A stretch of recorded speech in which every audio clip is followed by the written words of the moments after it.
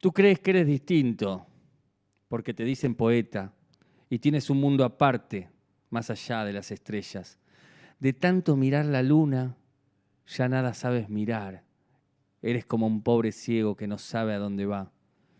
Vete a mirar los mineros, los hombres en el trigal y cántale a los que luchan por un pedazo de pan. Poeta de ciertas rimas, vete a vivir a la selva y aprenderás muchas cosas del hachero y sus miserias.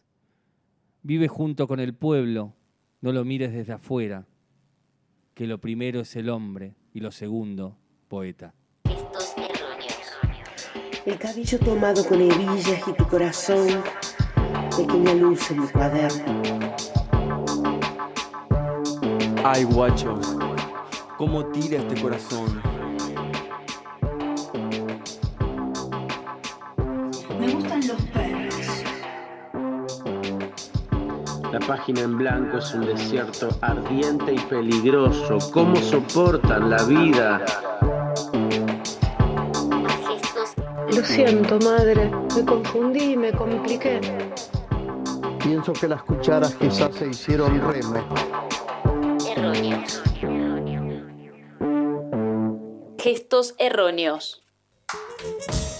Les damos la bienvenida a este capítulo número 124 de Gestos Erróneos acá por Radio Magma, la 92.1. A quien nos esté escuchando por YouTube, le damos la bienvenida también. O si nos escuchan después por diferido en Spotify, les damos un gran abrazo. Empezamos este capítulo y antes de arrancar me gustaría presentar a quienes llevamos adelante este programa. En la operación técnica, selección musical, edición de los capítulos para que después circulen sin ningún tipo de problema de copyright por las diferentes plataformas donde se puede alojar este programa, el querido Gabriel César. Hola Gaby, ¿cómo estás? Ahí está su característico gesto silencioso que hoy nos hizo reír. El Gaby está estrenando un buzo con los colores más lindos de este planeta, que le quedan muy bien, así que también nos alegra por él, que está muy contento, llevar a Boca Junior en el centro del pecho. Y también quien lleva adelante también este programa, iluminado con esa tenue luz naranja y mudado y feliz en su nuevo hogar, el querido Facundo Di Paula. Hola Dipa, ¿cómo estás? Muy buenos días para todos, todas, todes en este maravilloso terruño tandilense con sierras y con frío. Hoy no tanto, por suerte. Bueno, muy feliz de estar haciendo nuevamente Gestos Erróneos. Quien acaba de hacer esta preciosa presentación, el señor Darío Palito Ledesma. Ahora te pregunto yo, ¿cómo estás, Palito? Bien, ando bien, tranquilo. Preparado para los debates que nos pueden llegar a surgir en los próximos 3 bloques, en esta editorial errónea, después con el invitado y bueno, en el último bloque, que es el más intenso y metralleta de este programa, ¿no? Intenso y metralleta me gusta. Sabía que te iba a gustar. ¿Cómo te definís? Intenso y metralleta. Intenso y metralleta. Me gusta. ¿Cómo es? Biografía de Tinder. Ahí está. Intenso y metralleta. Me gusta. A ver, voy a cambiar mi Tinder, chicos. Espérenme un cachito. Te tengo que hacer la pregunta obligada de este programa, que es, ¿qué leíste por qué, Dipa? Estaba intentando obligarte. Sí, vi que igual tu gesto silencioso hizo que entienda. Bueno, Bien. ¿qué leíste por qué para abrir este Bueno, capítulo? leí en realidad es una canción, yo le saqué la parte repetitiva de los estribillos, una canción de Atahualpa Yupanqui que se llama El Poeta. La traje un poco a colación porque me acordé el programa pasado, en el capítulo pasado, digamos.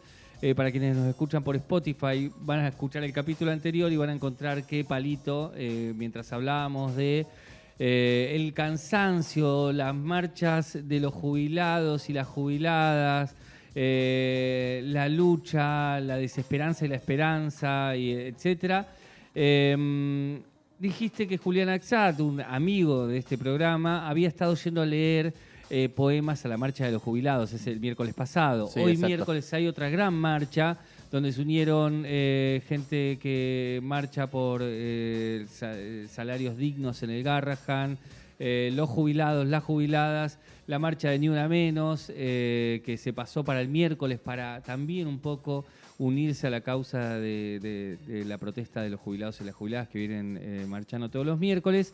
Y un poco pensar cuál es, me llevaba un poco esto de Julián Axat, a pensar cuál es el rol de quienes se llaman artistas o quienes quieren llamarse artistas en estos tiempos, ¿no? En estos tiempos que hay que ponerle el cuerpo a un montón de cosas, si solo vamos a estar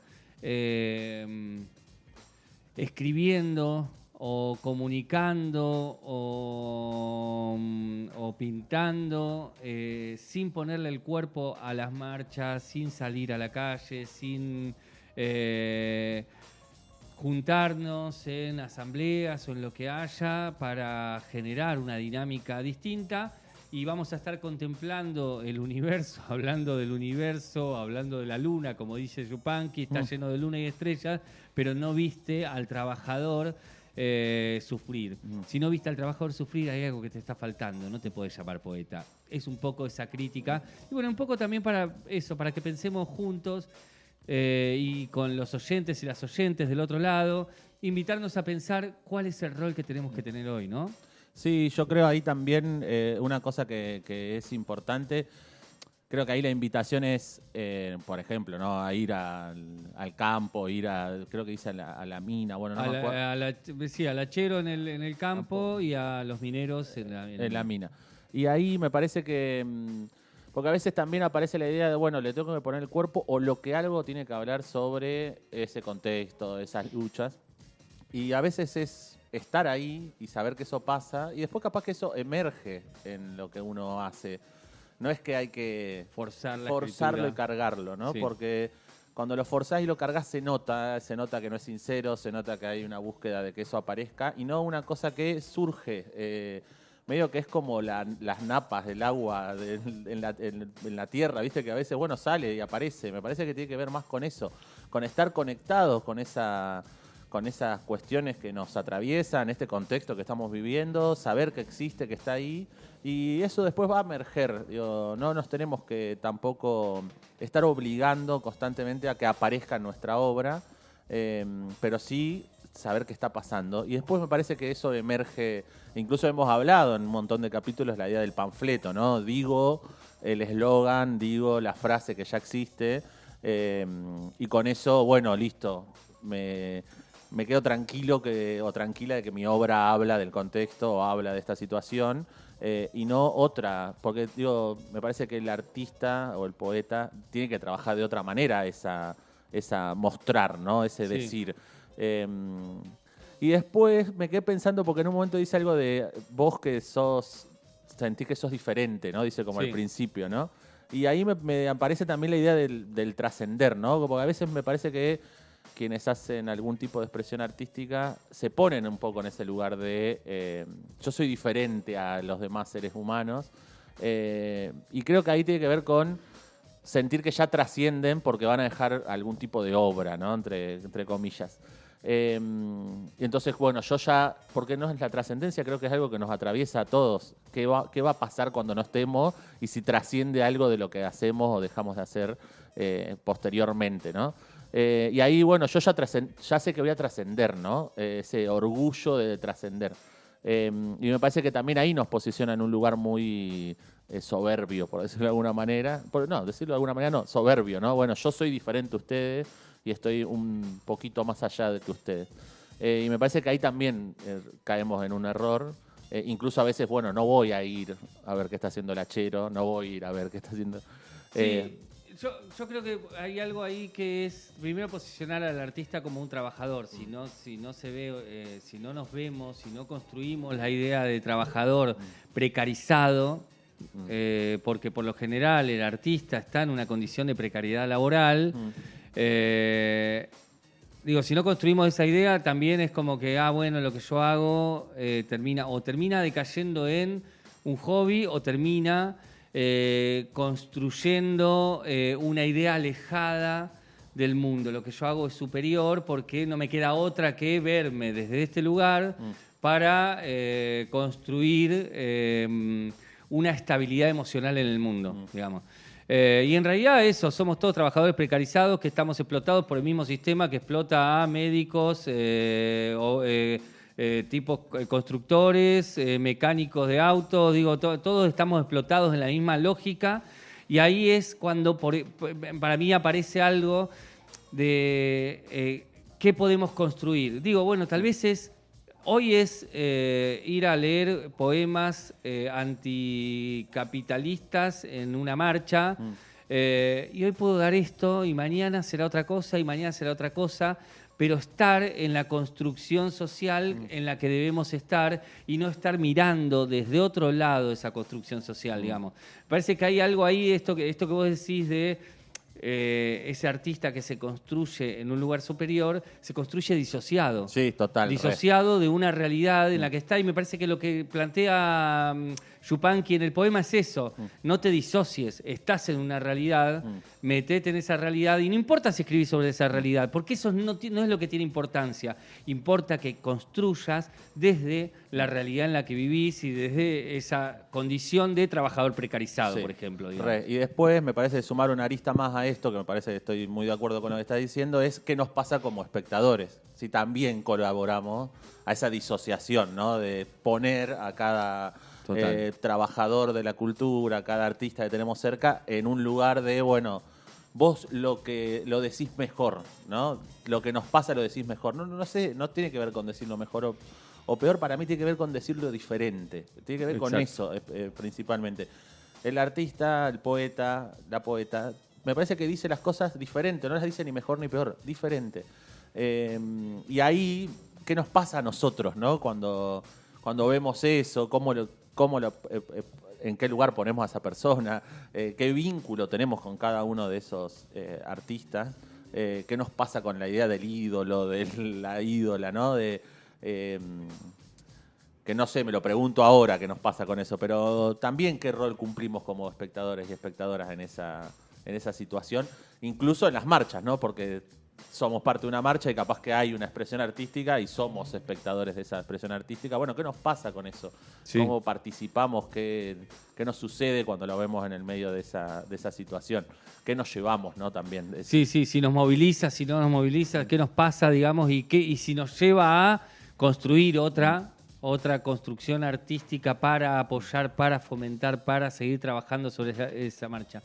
Y también, digo, y tomando esto de qué nos pasa como espectadores, me parece que hay algo también interesante, que es que cuando vemos que un artista dice algo que creemos que, qué bien que lo dijo, esta idea lo dijo mejor que lo lo podría decir yo, que aparece, me parece que es porque hay un oficio de ir hacia la síntesis, de sintetizar. Entonces decís, listo, encontró las palabras justas.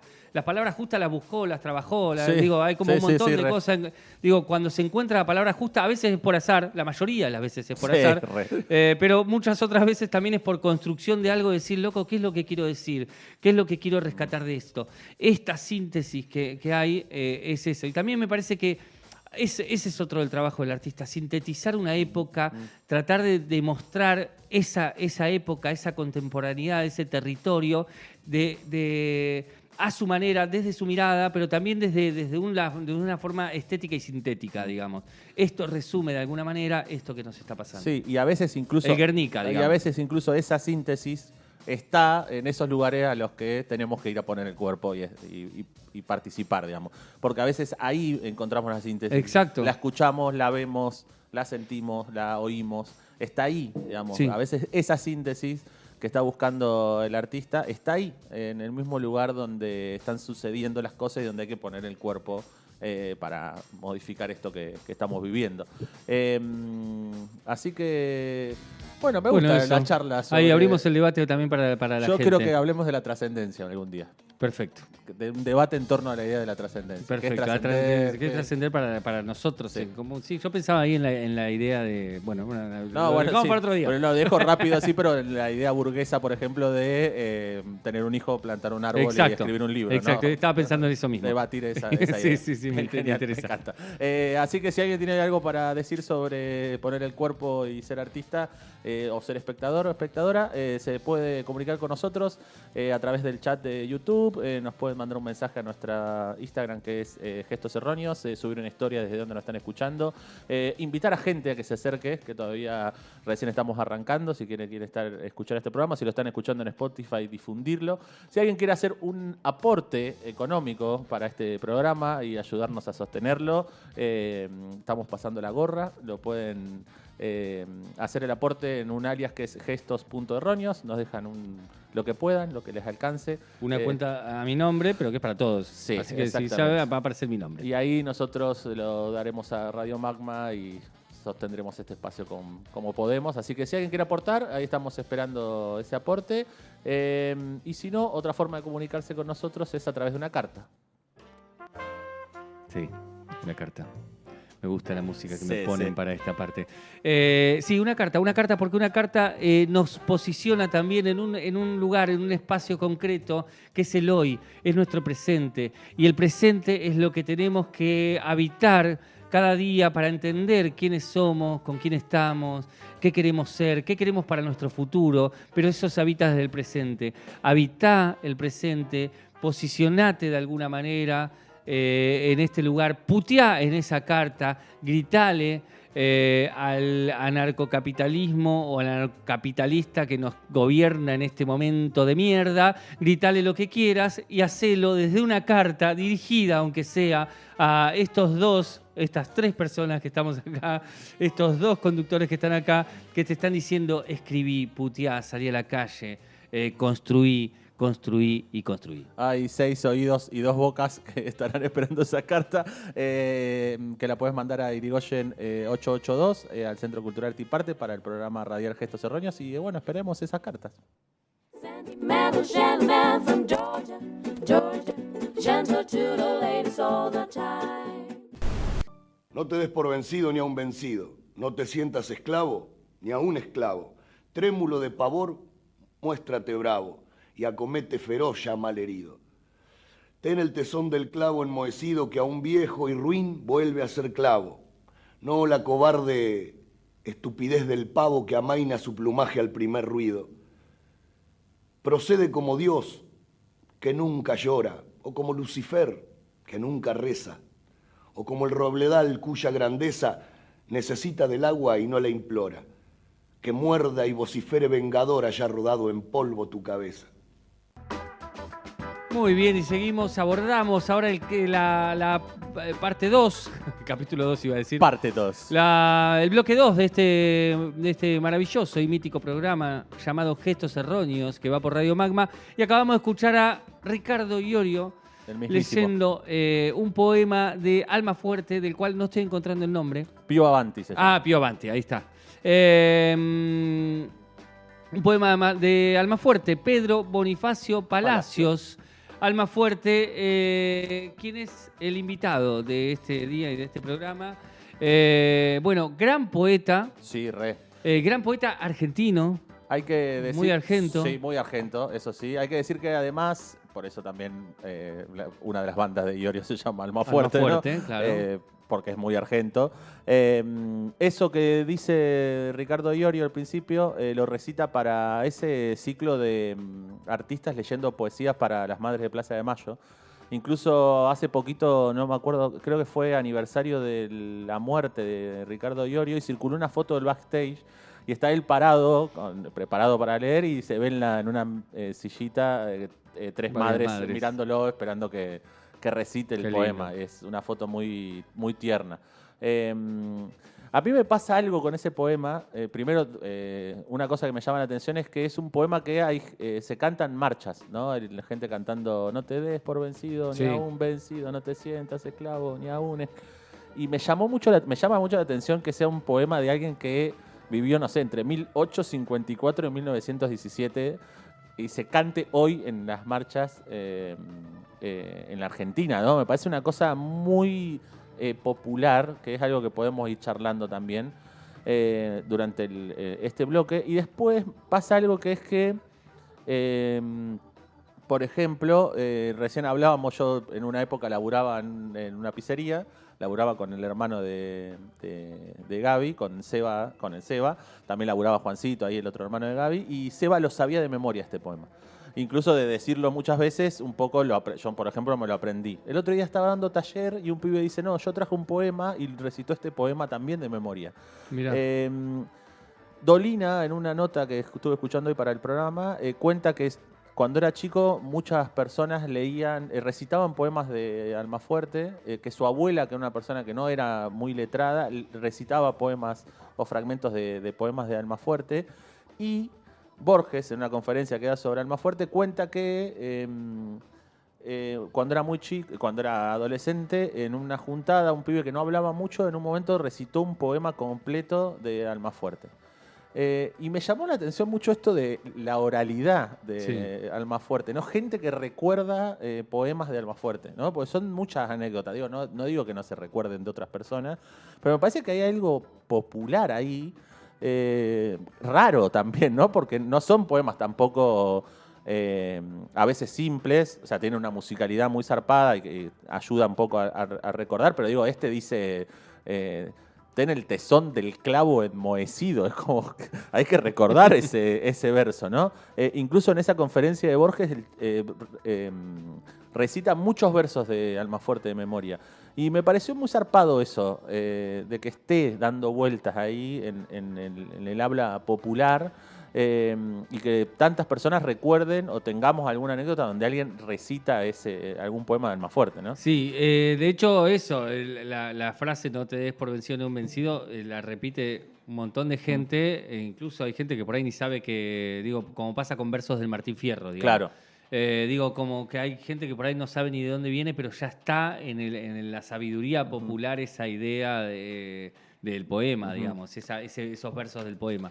Incluso en la conferencia de Borges, él dice que para él Almafuerte es el primer poeta argentino, porque uno dice, podría pensar en Hernández, ¿no? Ya que hablamos de Martín Fierro.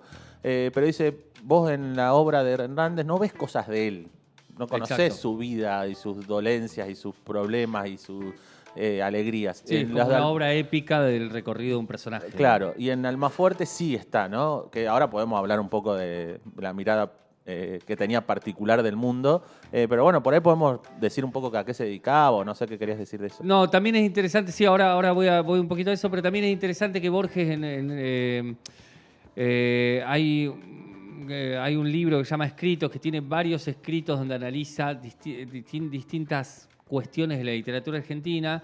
Y él un poco lo que plantea con Hernández o con la poesía gauchesca en general es que en realidad están construidos desde la lógica de la épica de los poemas griegos, digamos, claro. De una lógica bastante extranjera en algún punto, digo, y tiene una lógica, sí, encuentra en tomar la rima gauchesca, digamos, la décima o determinada lógica de rima campestre, encuentra una construcción que es maravillosa y que nadie puede negar que es increíble.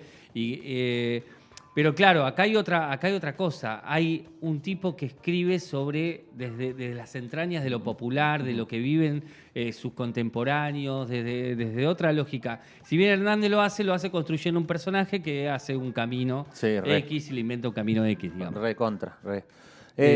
Bueno, decíamos que Almafuerte vivió entre 1854 y 1917. Se dedicó un tiempo... Bueno, admiraba mucho a Sarmiento. Sí, lo conoció, dicen por ahí algunos, que lo conoció, que se lo cruzó. Incluso, bueno, se dedicó un tiempo a la docencia, pero después no lo dejaban ejercer porque no tenía título. Fue bibliotecario. Lo del título también, algunos dicen esta idea de que, bueno, dicen que puede ser porque no tenía título, o dicen que haya sido una persecución política por sus escritos en contra de Roca. Claro. Entonces también eso queda ahí en una disyuntiva. A mí me cae bien, se llevaba muy mal con Roca. Incluso cuando se muere escribe algo ahí como agitando que que había muerto un tipo que era un nefasto. También, si bien admiraba a Sarmiento en su escritura, tiene una crítica también a Sarmiento en tanto gobierno, digamos. Bueno, hay algo también de, bueno, la elite, la nobleza, los políticos, etcétera, digamos, hay algo de esa explotación que él ve de determinada nobleza hacia el pueblo que lo enemista, digamos. Sí. Y lo pone. Incluso él decía que no quería ocupar ningún cargo público porque sentía que era deshonesto vivir de la plata de la gente, digamos. Y después, no es difícil, al menos en internet, debe haber en alguna biblioteca, leer algo de sus escritos más periodísticos, ¿no? Exacto. Su poesía es mucho más fácil de encontrar, pero lo periodístico es más complejo. Pero sí encontré en la Universidad de La Plata un repositorio donde están algunas de las cartas. Y es muy loco porque muchas de las cartas son de él recomendando o al gobernador o al presidente personas para que les den laburo, diciendo, che, dale laburo a tal persona, o él diciendo que está con algún problema y que necesita ayuda. Muchas cartas tienen que ver con eso. Bueno, nada, me llama la atención Sí. él pidiéndole trabajo a la gente. Incluso hay una anécdota muy particular que él da clases está un tiempo en Trenquelauquen, un tiempo en Chacabuco, nace en San Justo. Vive en La Plata también. En La Plata hay un museo dedicado a Almafuerte y cuenta, hay una anécdota que él estaba dando clases en Chacabuco y aparece Sarmiento y lo quiere volver a llevar a la capital y él le dice, yo me quedo en el desierto. Y cuando esto deje de ser desierto, me voy a dar clases a Neuquén. Pero de acá no me voy a mover, ¿no? Ahí también hay una cuestión con su soledad, ¿no? Evitar la soledad. Incluso en la conferencia de Borges habla de que era casto, que no había tenido nunca un vínculo y que él aceptaba eso y sentía que era su destino. Hay mucho de, bueno, mi destino es esto y lo acepto y es parte de una idea de, bueno, cuando se reparten cartas, bueno, esta te tocó a vos, vas a ser casto, voy a estar solo, pero sí le pasaba, por ejemplo, adoptar pibes, Sí. acompañar pibes. Adoptó 5 hijos. Sí, cuando estaba en su peor momento de pobreza cerca del final de su vida, adoptó 5 pibes. Una cosa muy, muy particular. Pero bueno, vivió en una extrema pobreza una gran parte de su vida, ¿no? Con respecto a sus textos periodísticos, de verdad que no se encuentra mucho, por lo menos en internet. Hay algo de que, bueno, eran textos muy críticos de situaciones de la contemporaneidad, ¿no? Y en respuesta, digamos, el seudónimo Almafuerte aparece también en respuesta a otro escritor y periodista que se hacía llamar Almaviva. Y entonces él comienza a publicar artículos con el seudónimo Almafuerte, digamos, que también me parece como algo súper interesante, digamos, esta idea de contrastar un alma viva con un alma fuerte, digamos, como ahí ejercer ahí como una discusión incluso del seudónimo, me parece súper interesante porque, digo, habla un poco de quién es Pedro Bonifacio Palacios al decir, sí, ¿sabes qué? También te voy a luchar desde el seudónimo, también voy a estar en esta, digo, hay algo ahí de esto que vos decís, bueno, soy casto, este es mi destino, hay una filosofía del encuentro, de la lucha, del enfrentamiento, que aparece también en su poesía, pero que te aparece también en su vida, ¿no? Sí, re. Ahora tenemos un pequeño audio que es que encontramos ahí dando vueltas, que es de vuelta Ricardo Iorio, hablando y justificando por qué su banda Almafuerte se llama Almafuerte. Nuestro conjunto se llama Almafuerte por él. Aparte porque, principalmente cuando lo dicen nuestras canciones, ¿viste?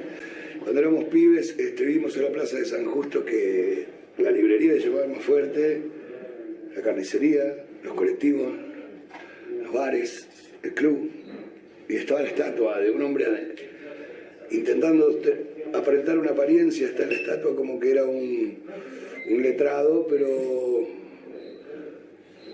diferente a Paso o a Alberdi o a otros letrados que hubo, o a Mitre, ¿no?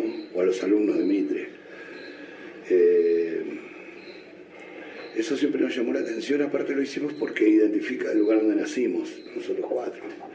Nosotros nacimos viendo eso. Y bueno, se nos dio hacerlo porque sabemos que hasta el día de hoy no está Almafuerte, el poeta argentino, no está tal en la Real Academia de Lenguas Españolas. ¿Sabía usted? Porque él era totalmente opuesto a la filosofía colonizadora, digamos, conquistadora, y la farsa, él consideraba que era una farsa la independencia porque los campos seguían siendo españoles y la élite y los patricios y todo eso seguían siendo predominantes. Él dedicó su vida a sentarse en la puerta de algún lugar y leer un libro, y un día venían 4, otro día venían 5, otro día venían 6, hasta que los padres también venían a escuchar ese entretenimiento, que era un hombre leyéndole cosas, y decidieron mandarle sus hijos para que les enseñe a leer. Había personas que tenían posibilidades de poder mandar a sus hijos a una enseñanza privada y se los mandaban a él y después venían a reclamarle: escúcheme, usted a mi hijo no le está enseñando el teorema de Pitágoras, le está enseñando nada de matemáticas, y dice: su hijo quiere tocar la guitarra.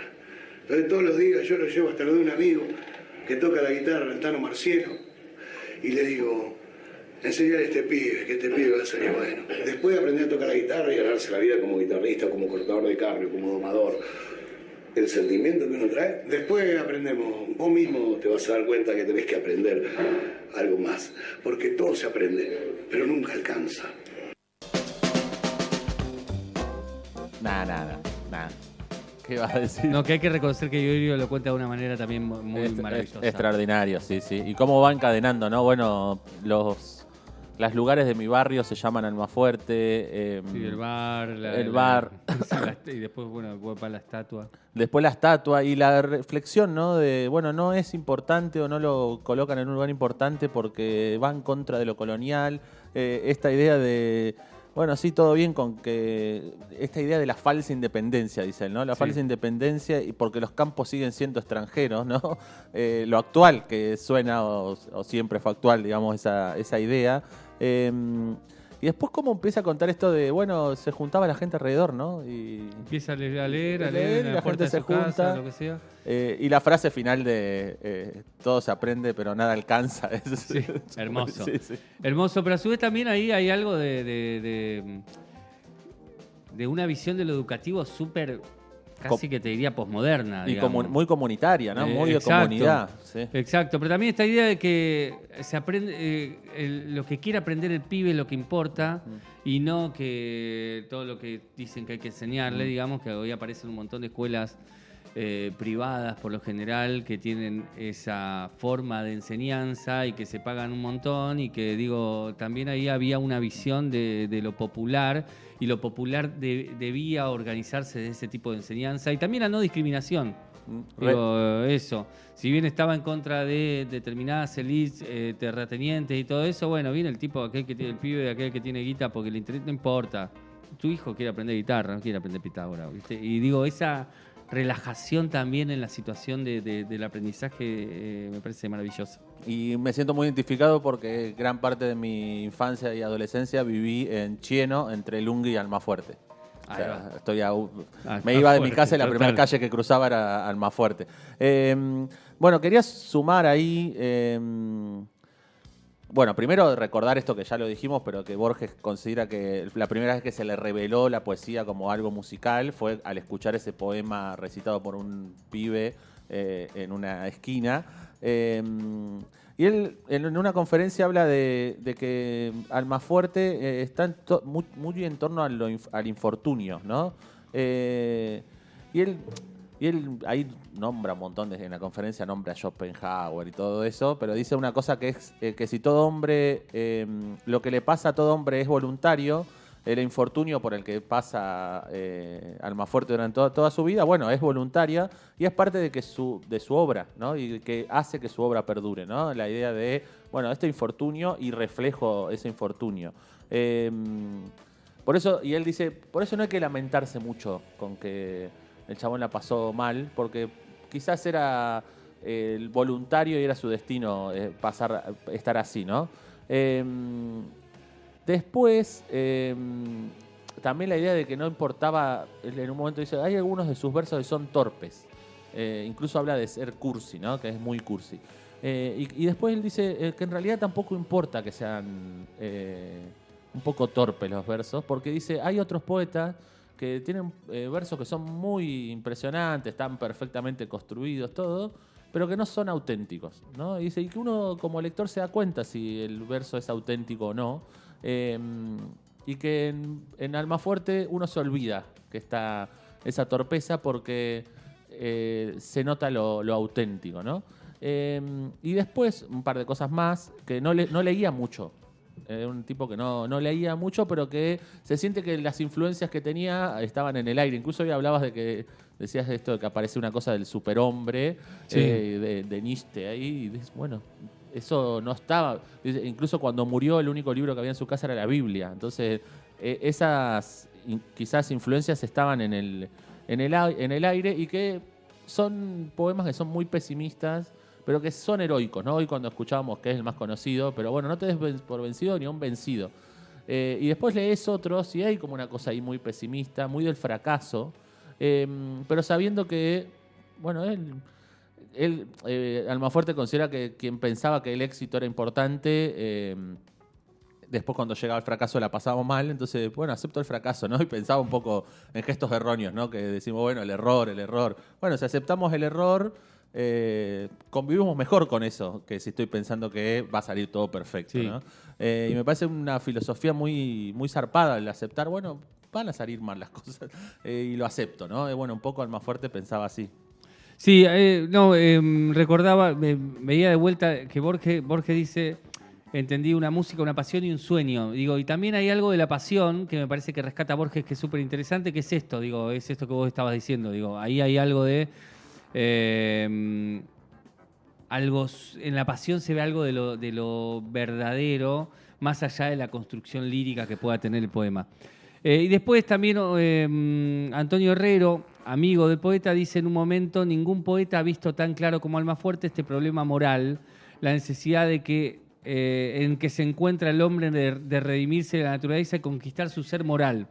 Digo, un poco también esta idea del superhombre, el ser moral, forjando así su segunda naturaleza, digamos.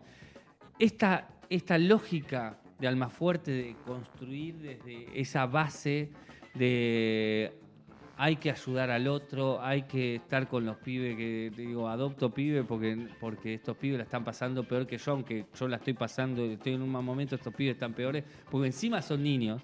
Y están desamparados. Digo, esta idea del ser moral, de construcción de una moral superior, me parece que hay algo ahí de que nos transmite también su poesía, decir, bueno, esto está muy mal, pero tenemos que estar acá porque el otro también nos necesita, digamos, y tenemos que sostenernos porque el otro también nos necesita. Parece que hay algo ahí de una supermoral que está un poco en relación a esto del superhombre, que ahora no lo estaba encontrando, pero digo, es muy loco además que eso en relación a lo que hablaba, lo que aportaba recién, ¿no? La idea de, bueno, igual vamos a fracasar, sí, o todo esto va a fracasar, pero bueno, hay que estar ahí igual, ¿no? Hay que hacerlo, ¿no? Y eso es muy loco. Estoicos, fuertes. Sí, y acompañarse. Y vamos a estar también protestando contra el hijo de puta que está del Claro, otro lado. sí, digamos. recontra. Como eso. Digo, son esas dos cosas, ayudando al otro que está al lado y haciéndole la contra al hijo de puta que nos explota. Sí, incluso decía, bueno, que si yo soy consciente que eso puede salir mal, tengo una ventaja. Porque si no, bueno, ya estoy pensando que voy a ganar y bueno, ahí cuando pierdo me caigo a pedazos. Bueno, me parece que eso es muy, muy interesante. Bueno, ahí, dale. Que digo, justo encontré el párrafo que había rescatado. Dice, fiel a su divisa de magisterio moral, de sensibilidad y de fortaleza, adopta 5 niños y les comparte lo poco que tiene de la misma manera que tiende una mano a todo aquel desamparado que viene a tocar su puerta. Sigue fustigando a todo noble que viene a reclamarlo y hasta su muerte es tenido por las generaciones jóvenes como un poeta insigne de la rebeldía. Su obra entera estuvo en todo momento orientada a las masas oprimidas, a esa chusma de mis amores, como él la llamaba. Digo, acá también hay algo muy de lo que después va a construir el peronismo, ¿no? Digo, construir en esa idea de chusma, de qué sé yo, construir un espacio de rebeldía y de... Claro. Hablándoles en su crudo estilo, con ese aura que solo la experiencia sabe darle a las palabras para declamar, que el destino áspero debe aceptarse no como un castigo, sino como un peldaño. Me encanta, digo, porque en el obstáculo espera la superación y en esa superación reside la purificación. De ahí que el poeta rebelde viera en esa masa oprimida y despreciada por los gobiernos y los nobles una futura raza de superhombres. Vamos. Es maravilloso. Sí, es extraordinario. Maravilloso. Un par de cositas más. Condenaba el perdón, le parecía que pedir perdón era de soberbio. Incluso Borges en esa conferencia, que la recomendamos, está ahí en YouTube, él habla hace un recorrido del perdón históricamente, y que lo que plantea Almafuerte es novedoso. Es una novedad ética, decir, el que pide perdonar es sentirse superior. Borges dice, yo no lo vi en otro lugar, así que muy particular. Y después él dice que incluso considera que Almafuerte es el primer poeta criollo, pues se nota la argentinidad en sus versos, que es diferente a otros autores o autoras previas, porque eran más de tomar modelos de otros países e imitarlos. Y en Almafuerte también hay algo de eso, pero que cuando lo lees sentís que está escrito acá, que es argentino. Y es una argentinidad muy particular, ¿no? Porque cuando hablamos de lo argentino, no sé si pensamos en estos versos de Almafuerte. No sé, se sienten argentinos, pero no en el lugar donde siempre, el lugar común que creemos que es lo argentino, ¿no? Hay una cosa muy particular, muy potente en la manera de pensar y de decir. Me parece que es una obra ahí para explorar, para buscar, me quedé muy manija de leer algo de lo periodístico, la verdad. Sí, total. De un poco ese pensamiento, esas discusiones que tenía con su contexto. Es interesante también para pensar a Borges. Digo, cuando se habla de ese Borges solamente mirado desde construyó una política para la derecha, construyó algo para la derecha, digamos, me parece que es interesante mirar a este Borges también, que tiene toda una mirada sobre Almafuerte como gran constructor digo, porque también podría haber funcionado la ideología ahí y decir, che, no. Sin embargo, hay una construcción ahí que me parece que es interesante para ver. Y después una frasecita también que me parecía interesante era que un objetivo era moralizar por el arte y por la ciencia. Esa es la verdad, les decía Almafuerte, ¿no? Moralizar por el arte y por la ciencia, esa es la verdadera tarea a emprender, ¿no? Vuelve a aparecer la idea de moral absoluta, de moral. Digo, para mí esta idea de moral absoluta es una idea de moral del verdadero superhombre. Es decir, che, nosotros estamos acá para esto, para construir esto, para hacer esto, y hay que bancarla, ¿no? Recontra. Bueno, me parece que es un buen momento para ir yéndonos. ¿Tenés ganas de escucharlo a Dolina? Sí, claro. Bueno, vamos a escuchar a Dolina recitando una décima de Almafuerte. Yo soy de tal condición que me habrás de maldecir, porque tendrás que vivir en eterna humillación. Soy el alma, la visión, el hermano de Luzbel, que imponente como él blasfema y grita. Ahora, sobre mi testa gravita la maldición del laurel. El tormento del vino artificial y su atmósfera. Esta noche hay algo roto en la casa. No es la lámpara, ni el marco, ni el plato rajado de siempre. Es otra cosa. Algo que sangra despacio en los azulejos. Un ruido sordo como de abandono que viene de la heladera y no se apaga. El gato no duerme, la radio no suena, el teléfono late pero no llama. No pasa nada. Y sin embargo, esta noche algo se muere. En la noche, andando entre paredes, temblando en la tristeza y dándole al dolor. Patos. Un pato en el agua deja una doble estela. Gestos erróneos.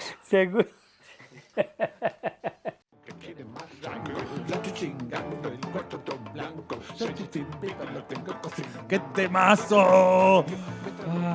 Bloque 3 de este maravilloso programa. Venimos de un temazo, de un temazo después de ese separador que yo me sigo riendo como un tonto cada vez que escucho el separador de los patos, me encanta. Me río, me siento con mi propia risa. Y después yo no soy ranco, que yo lo hubiese rapeado, pero ya lo dije en el otro programa, no sé rapear. No sabes rapear, exactamente. Bueno, te voy a hacer la pregunta obligada. ¿Qué leíste y por qué, Palito? Leí un poema de la escritora argentina Cristina Piña, quien debe haber sufrido muchísimo bullying por su apellido en algún momento de su vida. Y debe haber dado muchas piñas. Y debe haber dado muchas piñas para superar eso. Y me gusta, lo elegí porque está en vínculo con el tema que después pasó Gaby, que es un tema que Melingo impulsó y que canta el Piti, que si el Piti vuelve en forma de cantante de tango, yo voy a estar muy contento. Sí. O sea, voy a estar contento también por su vuelta como sea, pero como cantante de tango me parece Hermoso, un me encanta. regreso extraordinario también, que ya lo hizo. Y porque con fue Melingo así, no, hermoso ese tema. Y el tema habla un poco de las goteras que caen como lágrimas. Y encontré este poema buscando algo de esas relaciones que habla un poco de que algo está roto en la casa y ella empieza como a hablar de qué es y que hay un ruido sordo y que el gato no duerme y que parece que no pasa nada pero que sin embargo algo ahí se muere, ¿no? Y nada, empecé a pensar en este contexto, literalmente en todo lo que se nos rompe en nuestras casas, en las cosas que se van deteriorando y que a veces nos cuesta arreglar.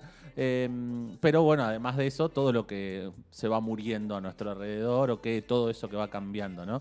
Incluso ella dice, el gato no duerme, la radio no suena, ¿no? Todo eso que está como apagado, latente y está ahí dando vueltas. No sé, me llamó la atención literalmente las cosas que se nos rompen y metafóricamente las cosas que se nos rompen, por eso lo traje. Sí, se está rompiendo un país, literalmente. Sí, sí, creo que es por ahí. Estamos rompiendo un país. Pero lo y vamos a no construir dejamos de pensar. nuevo. Lo estamos construyendo hace muchos años. Sí, lo estamos construyendo. Basta, ya nos da la espalda. Bueno, alguien tiene que venir a construirlo un poquito después de nosotros. Ojalá que los pibes vengan con otra... Alguien lo les construyó. pibis. Alguien lo construyó antes. Sí, Nosotros alguien lo seguimos, destruyó después y así. alguien lo va a ir a construir después. Así. Bien, vamos al saludo, Vamos Palito. a los saludos. Bien, enviamos un saludo a Ediciones del Chapalefú en el año de su aniversario número 29, ya que nació allá por 1996. Y está a tu disposición para consultas sobre tus futuros libros, corrección de estilo y demás, siempre con la consigna libros para ser libres. Contacto nestordipaola@gmail.com. Y a modo de obsequio para la maravillosa legión de radio escuchas de Gestos Erróneos, Ediciones del Chapalefú presenta el fragmento literario seleccionado para hoy. Bien. Que tiene que ver con una vez más con Baldomero Fernández Moreno, ese poeta nacido en 1886 en el porteñísimo barrio de San Telmo. Un barrio tan porteño como el Café Tortoni, a quien don Baldomero le cantó con versos como estos. Estoy sentado bajo el toldo tirante y empapado de este viejo Tortoni conocido. Sale del subterráneo alguna gente, pregona a diarios una voz doliente. Me gusta. Hay algo de la visión del paisaje y de la voz doliente de alguien que yo me imagino un niño vendiendo diarios. Ah, mirá, me gusta eso, no me lo había sí. imaginado. Bueno, y bajo el toldo tirante y empapado también, el toldo afuera. Sí. Digo, hay algo muy visual. Bueno, le mandamos un gran saludo. ¿Sigue en Santiago del Estero el querido Néstor de Paula? Sigue en Santiago del Estero, sigue en Santiago del Estero, una maravilla. Bueno, hablando de padres, le vamos a mandar un saludo a mi viejo, que dice muy bueno programa. Saludos para los tres. Le vamos a dar un saludo a Eli. Eli Cuervo, que está escuchando, avisó antes de arrancar el programa que estaba viniendo a escuchar el programa. No sé si anda por La Plata o por Tandil, pero le mandamos un gran abrazo. Esperemos que haya disfrutado este capítulo. Bien, vamos a los saludos del grupo, querido Facundo. De los de YouTube. Dale, arranca si querés. Dale, arranco yo con este porque dice Grande Palito, primero para que vos nos digas Grande Palito. Sí, queda raro. Grande Palito, dice Mabel Chumsi, que el audio se escuche más por la izquierda que por la derecha, es narrativa sonora política, supongo. Bien, maravilloso. Me gusta que el error de sonido que hubo en algún momento del programa haya sido tomado como un gesto de este programa. De narrativa política. De narrativa política. Le mando un gran abrazo a Mabel, espero cruzármelo pronto y tomar unos mates, así que si anda por ahí todavía. Después dice Kremlit, vamos erróneos. Si los días que estamos acá le damos al vivo un me gusta, a donde sale la manito los posiciona el algoritmo ayudándoles a los erróneos para que lleguen a más gente, ya que es de lo mejor que hay en internet. Somos 13, vamos, solo tienen 2 me gustas. Ayudémosles a los erróneos, no cuesta nada. Ah, qué lindo Me la gusta. militancia. La militancia de los oyentes erróneos. Cosa que nosotros no hacemos, porque nosotros no le pedimos que pongan me gusta, pero me gusta. Pero que vamos ellos- a pedirlo. Dale, vamos a También pedirlo. vamos a pedirlo. Me gusta que también lo pidan y me gusta que nosotros lo pidamos. Así que le mandamos un saludo a Kremlit. Me gusta ese nombre. Sí, Kremlit. Así que, bueno. Y José Managua dice, nuestro gran amigo ya a esta altura, los que somos nacidos y criados en el oeste del conurbano, todavía no entendemos por qué nuestra localidad se llama La Matanza, sinónimo de asesinatos y genocidios, y no se llama Almafuerte. Abrazo grande. Buena idea que se llama Almafuerte. Hay que cambiarle a Almafuerte, me gusta. Y llega otro mensaje Llega más, otro, lo estoy llega otro. descargando, ahí voy. Dice José, Eli dice, hermoso programa en La Plata, viajo mañana para allá, así que un gran abrazo La para esperamos Eli. acá. Te esperamos por Tandil. Y está el mensaje con los puntajes, no, nos mandó puntaje esta vez, ¿no? No, sin puntaje. ¿Querés que lo lea y vos me haces la... Yo te hago los pip, dale. Perfecto. Me sumo a la consigna del día, dice el queridísimo Raúl. Me sumo a la consigna del día, libertarios, conservadores, gorilas, la misma mierda. Ahí está.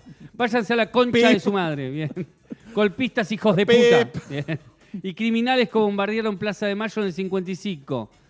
¿No os gusta? Tengo más. Dice, y un meme Capusotto de festejando. Capusotto. Pío Avanti, gestos. Dice. Pío Avanti, gestos erróneos, sí. Bueno, yo no tengo más saludos. Muy bien, sí, yo acá tengo a Florencia que dice, ahí estoy escuchando, me encanta que la gente ponga y Cami dice, saludos a Palito también. Bueno, la queremos mucho a Cami, qué bueno que también nos escuche. Y bueno, ahí estamos. Acaba de pasar un compañero que venía de la marcha con un cartel que decía no al veto y no les tenemos miedo, así que le mandamos un gran abrazo a quien acaba de Muy pasar bien. por la radio con su cartel volviendo de la marcha, así que un gran abrazo a ese compañero que acaba de pasar y apoyamos sus consignas. Y nos vamos, este capítulo 124 de Gestos Erróneos fue llevado adelante por Facundo Di Paola. Exacto, ese soy yo. Mi nombre es Darío Ledesma, me dicen Parito, en operación técnica y selección musical Gabriel César, y nos vemos el próximo miércoles. Hasta el próximo miércoles.